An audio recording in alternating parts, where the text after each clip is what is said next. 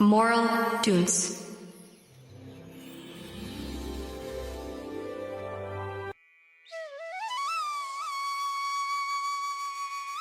रामपुर नाम के एक छोटे से गांव में राजू नाम का एक 18 वर्षीय लड़का रहा करता था। राजू अनाथ था।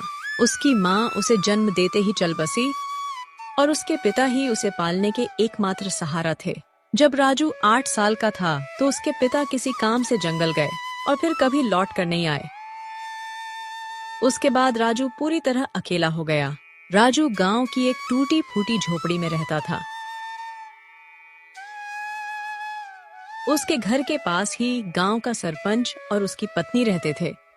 उनकी अपनी कोई संतान नहीं थी, इसलिए राजू के माता पिता के गुजर जाने के बाद उन्होंने ही राजू को पाला।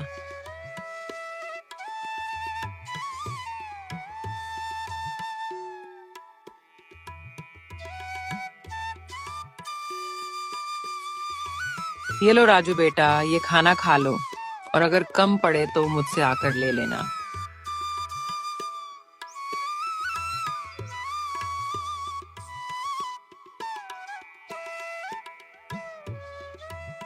अरे मौसी, मैं कब तक आपके ऊपर बोझ बनकर बैठा रहूंगा? अब तो मुझे शर्म आती है। अरे बेटा, ये तुम कैसी बातें कर रहे हो? अगर तुम हमारे अपने बच्चे नहीं हो तो इसका मतलब थोड़े ना है कि तुम हम पर कोई बोझ हो। यह कहकर सरपंच की पत्नी मीरा वहां से चली गई। खाने के बाद जब वह झोपड़ी से बाहर निकला तो सामने ही सरपंच दिखाई दिए। राजू ने उन्हें देखा और सीधे उनके पास जा पहुंचा। राजू बेटा, खाना खा लिया है ना? जी सरपंच साहब, अभी अभी मौसी खाना देकर गई थी और मैं वही खाकर घर से निकला हूँ। हाँ, अच्छा किया। अब तुम बड़े हो गए हो बेटे, अपना ख्याल रखना सीखो।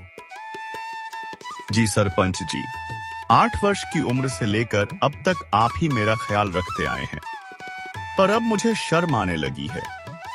अब मैं कुछ काम करना चाहता हूँ। इसमें शर्म की क्या बात है बेटा? हमने तो हमेशा तुम्हें अपना ही माना है, लेकिन अगर तुम्हारा मन फिर भी कुछ करने का है तो सुनो। गांव के पास वाला जंगल अब पहले जैसा खतरनाक नहीं रहा। चाहो तो वहां जाकर लकड़ियां काट सकते हो या शहद इकट्ठा कर सकते हो। जी सरपंच जी, मैं कल ही जंगल जाऊंगा। अब समय आ गया है कि मैं अपने लिए और आपके लिए कुछ कर दिखाऊं।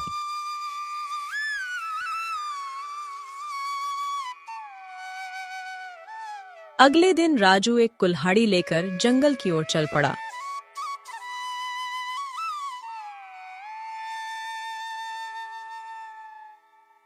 कुछ ही देर में वह जंगल पहुंच गया। जंगल में कदम रखते ही उसने सोचा,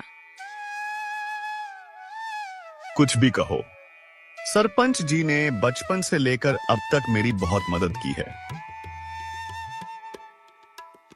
अब समय आ गया है कि मैं अपने पैरों पर खड़ा होकर दिखाऊं और अब मैं उनकी सेवा करूं ताकि उन्हें अपनी संतान की कमी महसूस ना हो और वे हमेशा खुश रहे। अभी राजू यह सोच ही रहा था कि अचानक उसकी नजर एक कोयल पर पड़ी जो उसे बड़े ध्यान से देख रही थी। अरे, यह कोयल मुझे इतनी गौर से क्यों देख रही है? इसका आकार तो बाकी कोयलों से बड़ा है और देखने में भी यह कुछ डरावनी लग रही है।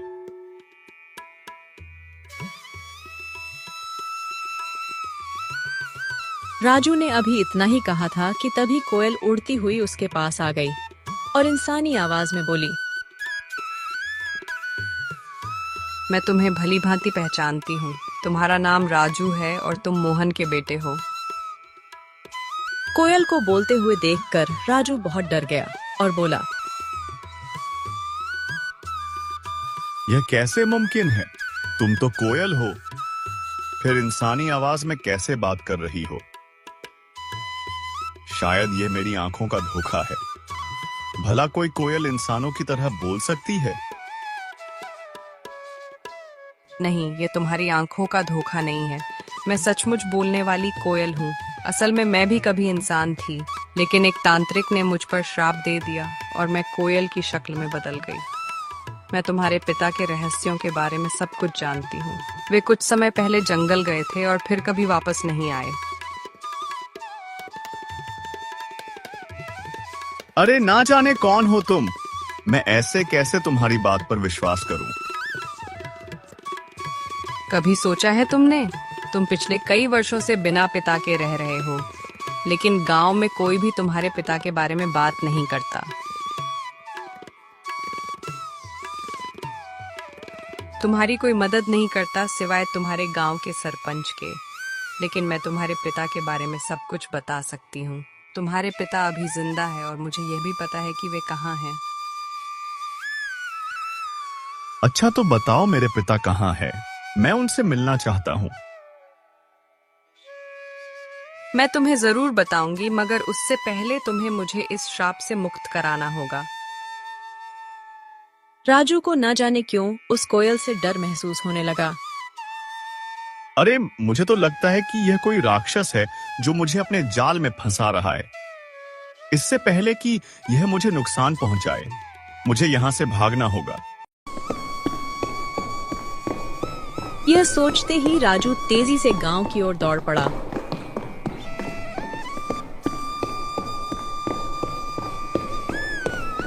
और कुछ ही पलों में अपने घर पहुंच गया। घर पहुंचकर राजू हांफते हुए बोला, अरे बाप रे, यह जंगल तो बहुत खतरनाक है। यहाँ तो जानवर भी इंसानों की तरह बातें करते हैं। मुझे तो लगता है कि वह जरूर कोई राक्षस था। मैं अब कभी उस जंगल में नहीं जाऊंगा। अभी राजू यह सोच ही रहा था कि उसी समय सरपंच की पत्नी उसके लिए खाना लेकर आ गई।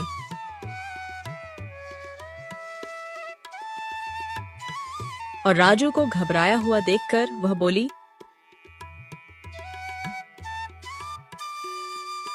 अरे राजू बेटा, ये घबराए हुए क्यों हो और तुम्हें पसीना भी आ रहा है? सब खैरियत तो है ना? कुछ नहीं मौसी, बस थोड़ा सा सिर दर्द हो रहा था। अरे बेटा, अगर तबीयत ठीक नहीं है तो काम मत करो। लो पहले ये खाना खा लो और थोड़ा आराम कर लो। राजू ने मौसी से सर दर्द का बहाना बनाकर सच्चाई छिपा ली। मौसी ने ज्यादा सवाल नहीं किए, बस खाना उसके हाथ में दिया और धीरे से कमरे से बाहर चली गई। राजू ने खाना खाया और सो गया। अगली सुबह जब राजू नींद से जागा तो उसके मन का डर समाप्त हो चुका था। वह अपने आप से बोला, अरे शायद मैं कल उस कोयल को बातें करते देखकर कुछ ज्यादा ही डर गया था। लेकिन अगर सोचूं तो उसकी बातों में सच्चाई नजर आती है। वह कोयल मेरे पिताजी के बारे में जरूर कुछ जानती है। और यह भी सच है कि गांव में कोई मेरे पिताजी के बारे में बात नहीं करता। जब भी मैंने सरपंच जी से अपने पिताजी के बारे में पूछा, उन्होंने हमेशा बात टाल दी।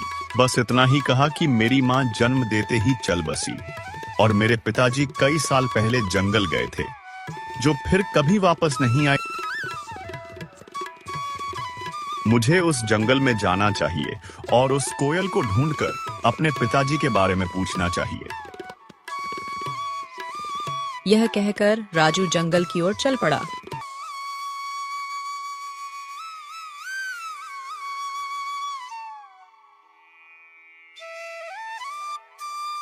और कुछ ही देर में वह जंगल के उसी स्थान पर जा पहुंचा जहां कल उसे वह कोयल मिली थी। वह कोयल वहां पहले से ही मौजूद थी और राजू को देखकर उड़ती हुई सीधा उसके पास आ गई। मुझे पता था कि तुम जरूर आओगे, क्योंकि तुम भी अपने पिताजी मोहन की तरह ही बहादुर हो। मैं सिर्फ इसी वजह से आया हूं क्योंकि मुझे अपने पिताजी से मिलना है। तुम कह रही थी कि तुम मेरे पिताजी के बारे में जानती हो, तो बताओ मेरे पिताजी कहाँ हैं? मुझे उनसे मिलना है। कल मैंने कहा था कि इसके लिए पहले तुम्हें मुझे इस श्राप से मुक्त कराना होगा, लेकिन तुम चिंता मत करो, मैं तुम्हारी मदद करना चाहती हूँ। तुम मुझे अपना दोस्त समझो। मैं जानती हूँ कि तुम बचपन से ही गरीबी से जूझ रहे हो और कभी कभी इस बात पर तुम्हें शर्म भी आती है। यह सुनकर राजू उदास होकर बोला, हाँ, तुम बिल्कुल सही कह रही हो। मैं सचमुच गरीब हूँ। बचपन से ही सरपंच जी और उनकी पत्नी ने मुझे पाला है, लेकिन अब हर वक्त उन पर बोझ बनकर रहना मुझे अच्छा नहीं लगता। मैं चाहता हूँ कि अब मैं खुद कमाऊं ताकि वे दोनों चैन से बैठकर खाएं और खुश रहे। अगर तुम चाहो तो मैं तुम्हें धन कमाने का रास्ता दिखा सकती हूँ। अच्छा, मगर वह कैसे? तुम मेरी मदद कैसे कर सकती हो? मैं इस जंगल के सारे रहस्यों को जानती हूँ, आओ मेरे साथ चलो। यह कहकर कोयल उड़ चली और राजू उसके पीछे पीछे चल पड़ा। चलते चलते कोयल राजू को एक गुफा के अंदर ले गई। उस गुफा के बारे में किसी को कुछ पता नहीं था, क्योंकि यह जंगल पहले बहुत खतरनाक माना जाता था। इसीलिए लोग इस जंगल में आना पसंद नहीं करते थे। गुफा के अंदर जाते ही राजू की नजर एक बक्से पर पड़ी।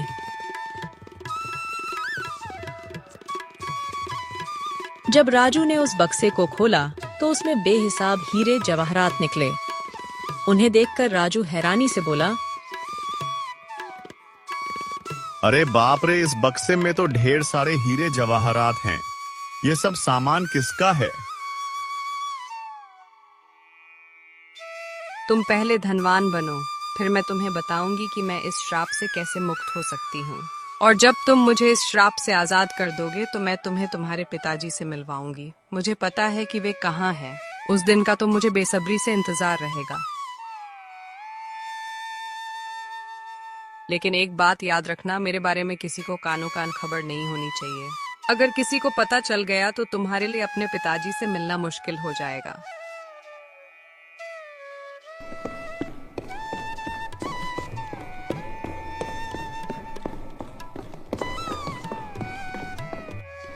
राजू वह बक्सा उठाकर अपने घर की ओर चल पड़ा।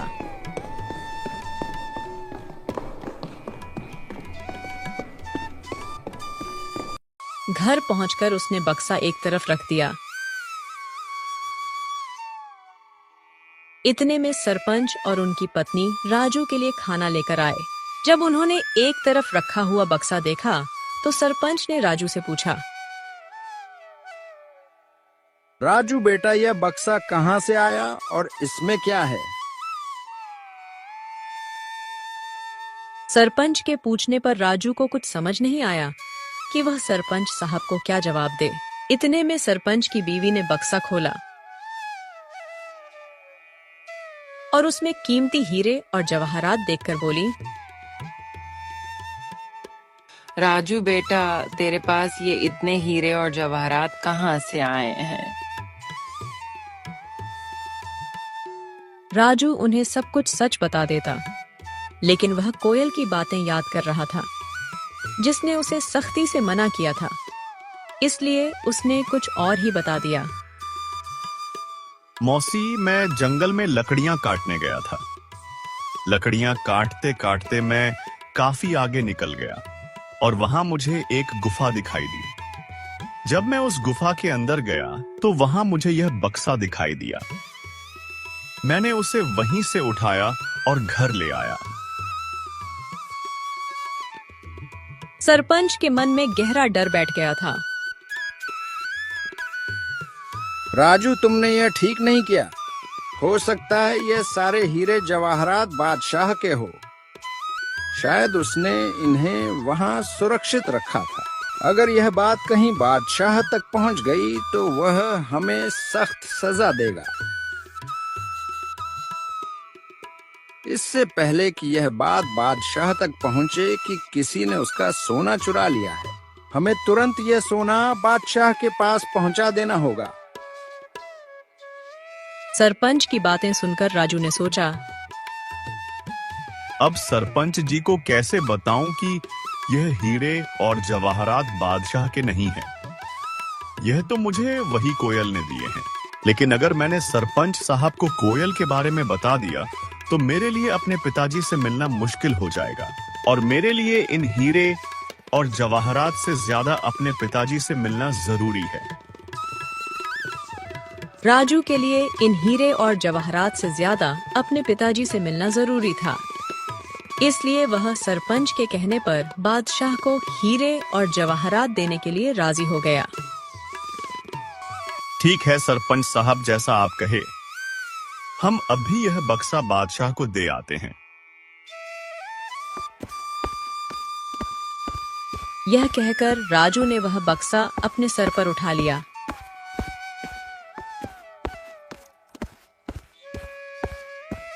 फिर वह और सरपंच बादशाह की ओर चल पड़े।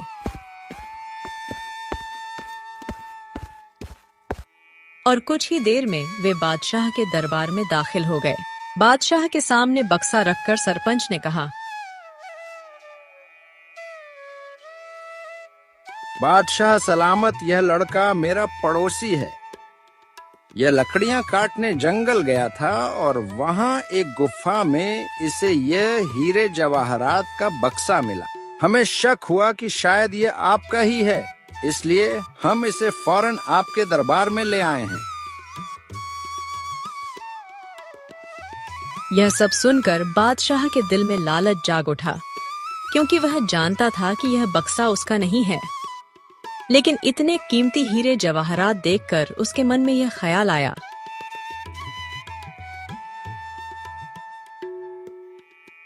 यह हीरे जवाहरात असल में मेरे नहीं हैं, मगर जब यह किस्मत से मेरे पास आ ही गए हैं तो मैं इन्हें बेकार क्यों जाने दूं। बेहतर यही होता है कि मैं इन लोगों को इसके बदले कुछ इनाम दे देता हूं ताकि वे खुश हो जाएं और यह खजाना भी मेरे पास ही सुरक्षित हो जाए। यह सोचकर बादशाह ने उनसे कहा, हाँ, यह बक्सा मेरा ही है। मैंने ही इसे वहां सुरक्षित किया हुआ था, लेकिन तुम दोनों ने ईमानदारी से यह संदूक मेरे दरबार में लाकर बहुत अच्छा किया है। मैं तुम्हारी इस सच्चाई से खुश हूँ, इसलिए तुम्हें इनाम दिया जाएगा। यह कहकर बादशाह ने अपने सिपाहियों से कहा, सिपाहियों, यह संदूक इनसे ले लो और खजाने में रख दो। और हाँ, इन्होंने ईमानदारी का सबूत दिया है, इसलिए मेरे खजाने से इन्हें इनाम के तौर पर कुछ धन दे दिया जाए ताकि यह खुश भी हो जाए और दूसरों के लिए एक मिसाल भी बने। सिपाहियों ने बादशाह के आदेश पर उनसे वह संदूक ले लिया और उसके बदले इनाम के तौर पर उन्हें कुछ धन दे दिया। सरपंच वह रकम पाकर बहुत खुश था, मगर राजू का दिल बेचैन था। उसे अच्छी तरह मालूम था कि बादशाह झूठ बोल रहा है, लेकिन वह कुछ कह नहीं सकता था क्योंकि कोयल ने उसे अपनी सच्चाई बताने से मना किया था। राजू को डर था कि अगर उसने सच बता दिया तो उसका अपने पिताजी से मिलना मुश्किल हो जाएगा। राजू के लिए दौलत से बढ़कर अपने पिताजी से मिलना जरूरी था।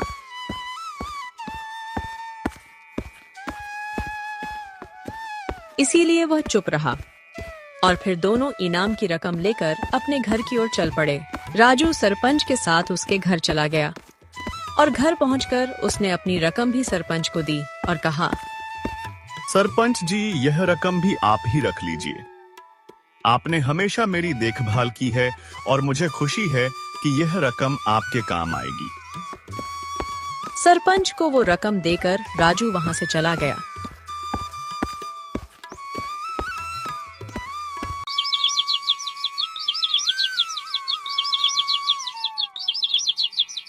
और अगले दिन सुबह होते ही राजू फिर से जंगल की ओर चल पड़ा।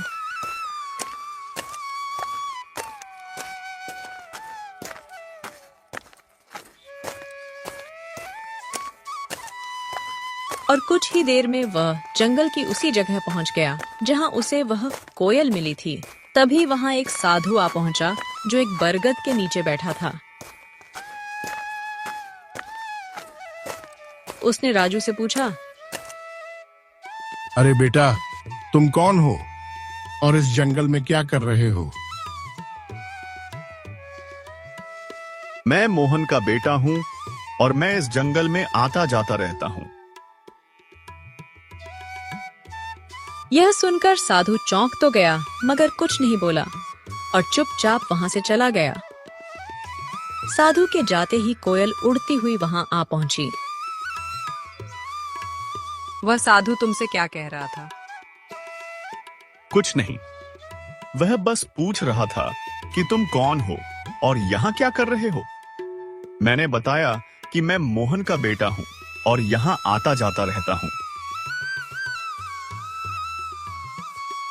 ये साधु असल में एक धोखेबाज है। उसने सिर्फ साधु का वेश ओढ़ रखा है, लेकिन अंदर से वह एक शैतान है। मुझे उस साधु से कोई मतलब नहीं है। मुझे सिर्फ तुम और अपने पिताजी की परवाह है। बस तुम बताओ कि मैं तुम्हें उस श्राप से कैसे मुक्त करवा सकता हूँ। अच्छा, तो चलो फिर मेरे साथ।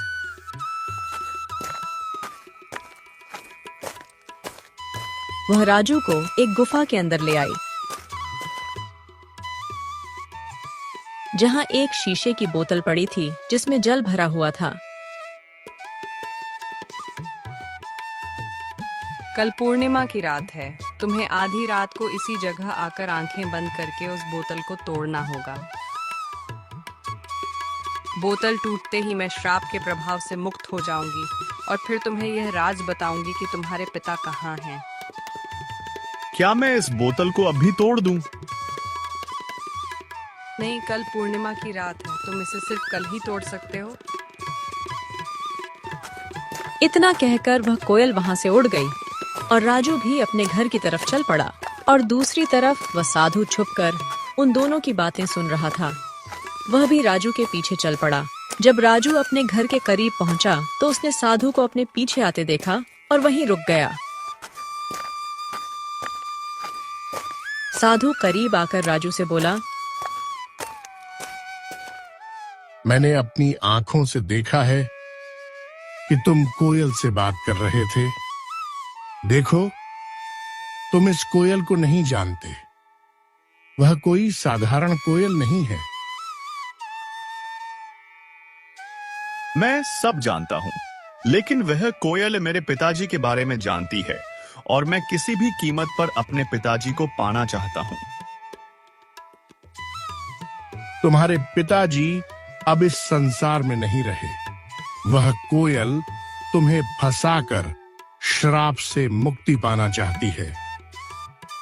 यह सुनकर राजू क्रोधित हो गया।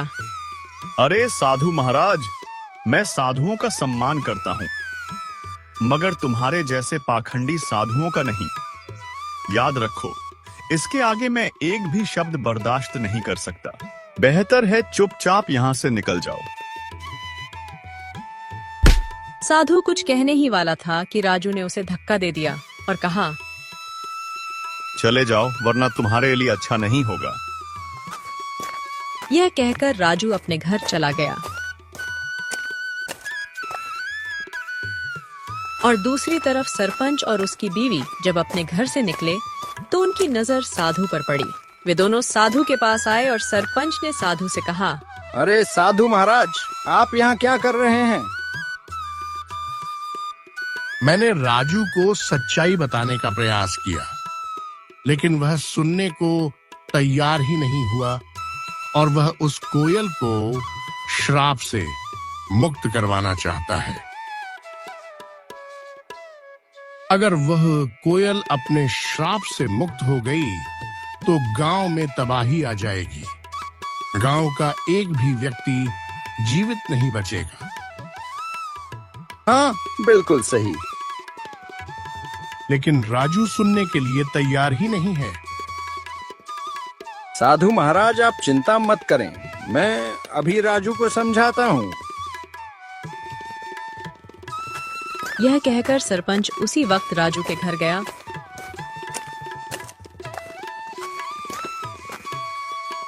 और घर जाकर राजू से कहा, राजू, यह मैं क्या सुन रहा हूँ? तुम जंगल में किसी कोयल से मिलते हो जो इंसानों की तरह बातें करती है। क्या तुम्हें यह अजीब नहीं लगा कि एक कोयल इंसान की तरह कैसे बोल सकती है? ओह, तो आपको पता चल गया। देखिए सरपंच जी, शुरू में मुझे यह सब अजीब लगा था, लेकिन अब नहीं, और मुझे पूरा विश्वास है कि यह बात आपको उस साधु ने ही बताई होगी। देखिए सरपंच जी, 8 साल पहले मेरे पिताजी रहस्यमय ढंग से लापता हो गए थे और वह कोयल जानती है कि मेरे पिताजी कहाँ हैं। मैं बस अपने पिताजी को पाना चाहता हूँ, उनसे मिलना चाहता हूँ। बेटा, तुम अपने पिताजी के बारे में कुछ भी नहीं जानते हो।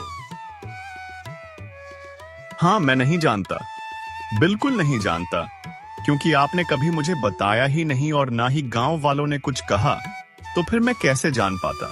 अब मैं किसी की बात पर विश्वास क्यों करूं, बताइए। मुझे सिर्फ कोयल की बात पर विश्वास है, और कल पूर्णिमा की रात है। कल मैं उस कोयल को श्राप से मुक्त कर दूंगा और वह कोयल श्राप से आजाद होकर मुझे मेरे पिताजी से मिलवाएगी। इतना कहकर राजू गुस्से में घर से बाहर निकल गया।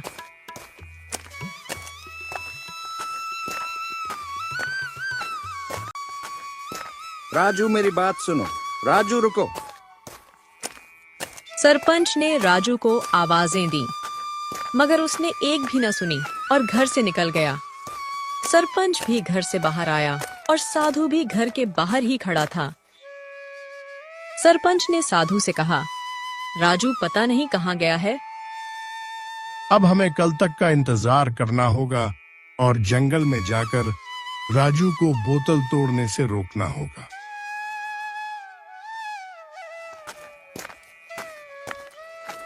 अगली रात साधु सरपंच को लेकर जंगल में उस गुफा के पास ले गया और कहा,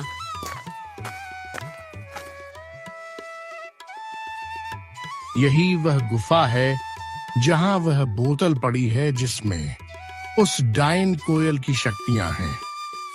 राजू यहां आता ही होगा। हम एक तरफ छुप जाते हैं।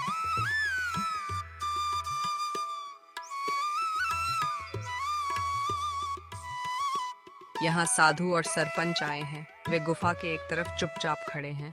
वे तुम्हें इस बोतल को तोड़ने से रोकेंगे, पर तुम उनकी बात मत मानना। अगर तुम उनकी बात मान लो तो तुम कभी अपने पिताजी से नहीं मिल पाओगे। नहीं, मैं उनकी बात नहीं मानूंगा। ठीक है, तो तुरंत जाओ, वो बोतल उठाकर ले आओ और उसे तोड़ डालो। राजू जल्दी से गुफा के अंदर गया और वह बोतल उठा लाया।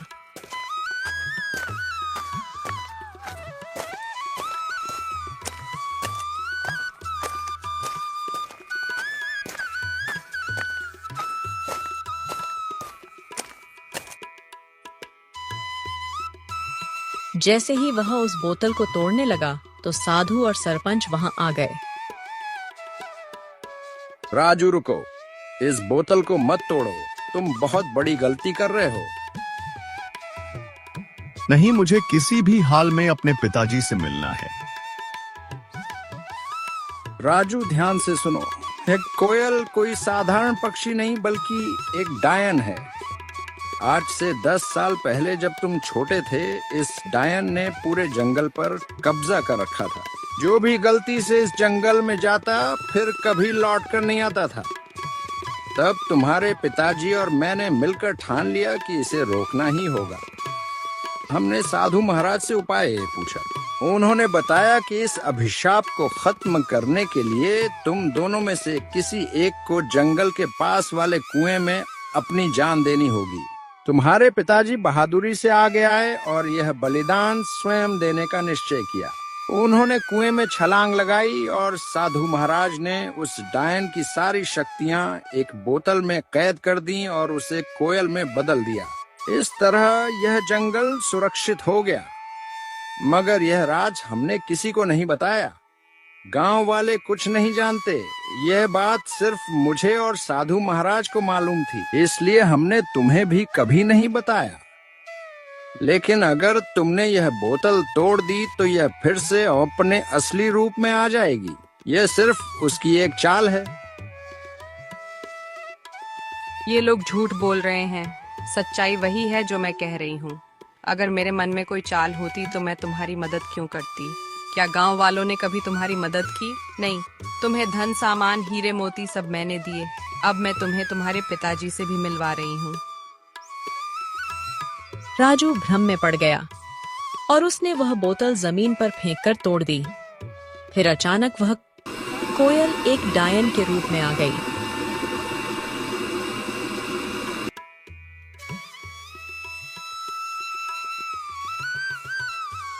राजू, तुमने मेरा बड़ा काम आसान कर दिया। अब मैं आजाद हूँ और अब तुम सबकी शामत आ गई है। आज मैं तुम में से किसी को भी जिंदा नहीं छोड़ूंगी। राजू, तुमने बहुत बड़ी गलती कर दी है। अब यह डायन हमें किसी भी हाल में जिंदा नहीं छोड़ेगी। मुझे माफ कर दीजिए सरपंच साहब, मैं उसके बहकावे में आ गया था। क्या अब इसका कोई हल नहीं बचा? इसका बस एक ही हल है कि हमें तुरंत उस कुएं के पास जाना होगा। यह कहकर वे तीनों कुएं की ओर भागे और वह डायन भी उनके पीछे आ गई। वहां पहुंचकर साधु ने कहा, अगर तुम इस डायन से छुटकारा पाना चाहते हो तो तुम दोनों में से किसी एक को उसी कुएं में छलांग लगाकर अपनी कुर्बानी देनी होगी। साधु की बात सुनकर राजू तुरंत बोला, यह मुसीबत मैंने खुद मोल ली है, इसीलिए इससे मुक्ति भी मैं ही दिलवाऊंगा। यह कहकर राजू ने कुएं में छलांग लगा दी और अपनी जान कुर्बान कर दी। साधु ने तुरंत डायन को फिर से एक कोयल के रूप में बदल दिया, मगर इस बार उसके पास इंसानों की तरह बोलने की शक्ति भी नहीं रही।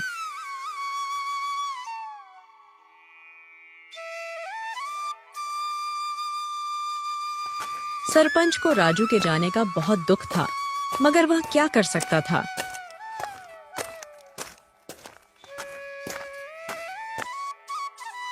इसलिए वह घर लौट आया और धीरे धीरे फिर से हंसी खुशी जीवन बिताने लगे।